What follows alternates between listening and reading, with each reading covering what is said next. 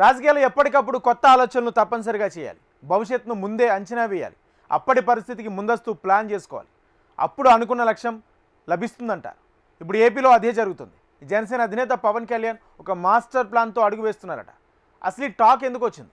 Pawan plan ఏంటి? జనసేన ఎమ్మెల్యేలతో అమరావతిలో పవన్ కళ్యాణ్ సాగించిన వరుస భేటీల వెనుక అసలు కథ ఏంటి? What's the story?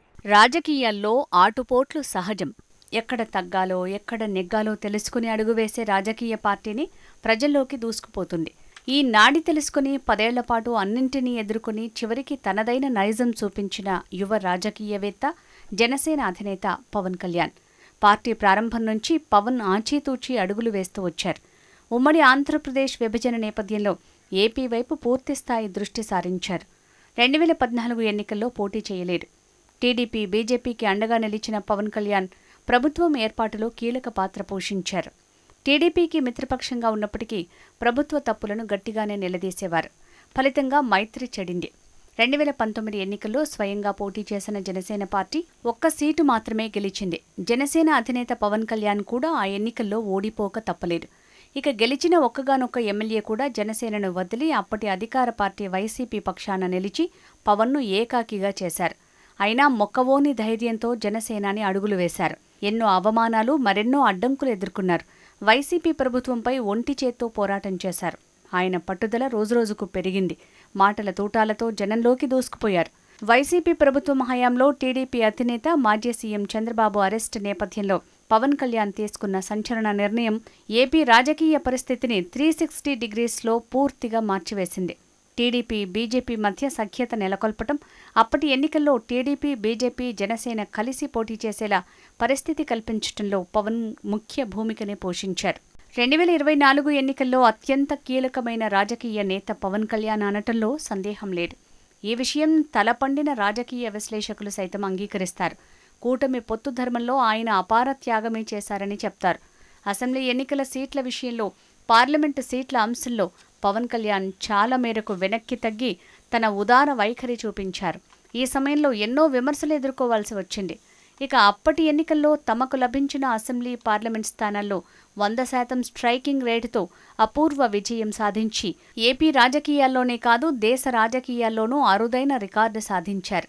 కూటమి ప్రభుత్వంలో ప్రస్తుతం జనసేన అధినేత డిప్యూటీ సీఎం హోదాలో ఉండగా మరికొందరు మంత్రులుగా బాధ్యతలు నిర్వహిస్తున్నారు. ఇక పాలనలో కూడా పవన్ కళ్యాణ్ తన దూకుడు కొనసాగిస్తూనే వస్తున్నారు. మరో 15 ఏళ్ల వరకు కూటమి పాలన ఏపీలో సాగాలన్న తన అభిలాషను పదే పదే చెప్తూ జనసేనను మున్ముందు తిరుగులేని రాజకీయ పార్టీగా మార్చే ప్రయత్నం కూడా చేస్తున్నారు. ఒకవైపు పాలనలో మార్పులు చేస్తూనే మరోవైపు పార్టీని క్షేత్రస్థాయి నుంచి బలంగా చేసే పనిలో పవన్ కళ్యాణ్ తలమునకలై ఉన్నారు. ఇటీవల నిర్వహించిన జనసేన ఎమ్మెల్యేలతో 1-to-1 సమావేశాలే ఇందుకు నిదర్శనమన్న ప్రచారం సాగుతోంది. పార్టీని ప్రజల్లోకి మరింత లోతుగా తీసుకువెళ్లటం, ప్రజల్లో మమేకం కావటం, ప్రజా సమస్యలు పరిష్కరించాలనే ఆలోచన చేయటం, క్యాడర్ని గౌరవించటం, వారికి అండగా నిలవడం వంటి అంశాలపై ఎమ్మెల్యేలకు పవన్ కళ్యాణ్ స్పష్టత ఇచ్చినట్టు తెలుస్తోంది. క్షేత్రస్థాయిలో పార్టీ బలంగా ఉంటే వచ్చే స్థానిక ఎన్నికలు, ఆపై అసెంబ్లీ ఎన్నికలు, పార్లమెంటు ఎన్నికల్లో ఎక్కువ స్థానాలు డిమాండ్ చేసే అవకాశం ఉంటుందని పరిశీలకుల భావన. అంతేకాకుండా రానున్న రోజుల్లో పవన్ కళ్యాణ్ రాజకీయ భవిష్యత్తుకు కూడా ఇదే పునాది అవుతుందని వాళ్లు ఘంటాపదంగా చెప్తున్నారు. అమరావతిలో జనసేన ఎమ్మెల్యేల భేటీ కూడా ఇదే అజెండాతో సాగిందని వినికిడి. జనసేన ఎమ్మెల్యేలతో పవన్ వరుస భేటీలు రానున్న రోజుల్లో పార్టీ క్రియాశీల అడుగులకు నాందిగా ప్రచారం సాగుతోంది. 2029 నాటి రాజకీయ పరిస్థితికి ఇప్పటి నుంచే పవన్ కళ్యాణ్ కసరత్తులు మొదలుపెట్టారని రాజకీయ వర్గాలు అంచనా వేస్తున్నాయి. మున్ముందు కూటమిలో జనసేన పాత్ర మరింత కీలకమయ్యే అవకాశం లేకపోలేదన్న టాక్ బలంగా వినిపిస్తోంది. సినీ స్క్రీన్పై చెప్పినట్టు పవన్ కళ్యాణ్కు ఓ లెక్కుంది. ఒక్కసారిగా ఆయన ఓపెన్ కారు, చాప కింద నీరులా ఆయన విస్తరిస్తూ ఉంటారు. ఆయన రాజకీయ ఎదుగుదల చూసిన వారికి ఇది పూర్తిగా తెలిసిన విషయమే. ఇక జనసేన ఎమ్మెల్యేలతో సమావేశాలు ఒకెత్తైతే పోలవరం ఎమ్మెల్యే బాలరాజుతో భేటీ మరో ఎత్తుగా ఇప్పుడు ప్రచారం జరుగుతోంది. నియోజకవర్గం అభివృద్ధి, సంక్షేమ కార్యక్రమాల అమలు, పార్టీ పటిష్టమంటూ జనసేన నేతలు పైకి చెప్తున్నప్పటికీ అసలు వ్యవహారం మాత్రం 2029 ఎన్నికలు అనేది సుస్పష్టమంటున్నారు పరిశీలకులు. ఏపీలో అన్ని ప్రాంతాలపై ఇప్పుడు పవన్ కళ్యాణ్ ప్రత్యేక దృష్టి పెట్టినట్లు తెలుస్తోంది. కోస్తా, రాయలసీమ, ఉత్తరాంధ్రలో జనసేనను తిరుగులేని శక్తిగా మార్చడంపై జనసేనాని వ్యూహాత్మకంగా ముందుకు వెళ్తున్నారట. ఉత్తరాంధ్రలో జనసేన పార్టీకి అపార క్యాడర్ ఉంది. ఈ ప్రాంతంపై మొదటి నుంచి పవన్ దృష్టి పెట్టారు. ఇప్పుడు దీన్ని గ్రౌండ్ లెవెల్ వరకు తీసుకుని పోయే ప్రయత్నం చేస్తున్నారట. జనసేన సొంత బలంపైనే పవన్ ఫోకస్ పెట్టారన్న గుసగుసలు వినిపిస్తున్నాయి. వచ్చే ఎన్నికల్లో ఎమ్మెల్యేల గెలుపునకు సొంత బలం చాలా అవసరమన్నది పవన్ ఆలోచనగా చెప్తున్నారు. పార్టీ బలంగా ఉంటే ప్రభుత్వంలో కూడా తమ మాట చెల్లుబాటు అవుతుందనే టాక్ ఉంది.